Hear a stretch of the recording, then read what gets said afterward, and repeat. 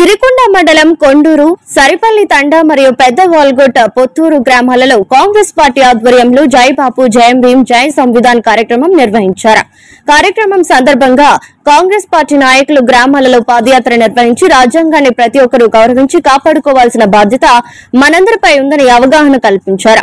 అనంతరం doctor BR Ambedkar విగ్రహానికి పూలమాలలు వేసి నివాళులర్పించి రాజ్యాంగం కాపాడాలని కోరుతూ ప్రతిజ్ఞ చేశారు. కార్యక్రమంలో కాంగ్రెస్ పార్టీ సీనియర్ నాయకులు, కార్యకర్తలు పెద్ద ఎత్తున పాల్గొన్నారు. గొప్ప రాజ్యాంగంగా భావిస్తాము.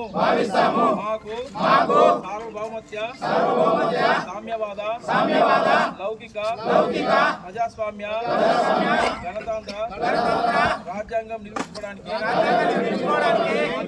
సాంఘిక, ఆర్థిక, రాజకీయ న్యాయాన్ని ఆలోచించిన భావ ప్రకటనను అంతస్తులోను అవకాశాలను సమానత్వాన్ని నిర్మించడానికి కులమత, ప్రాంత, వర్ణలింగ, ధనిక పేద లాంటి ఏ ఆలోచన రకమైన భేదాలు లేకుండా అందరికీ సమాన హక్కులు, బాధ్యతలు రాజ్యాంగం కల్పించింది.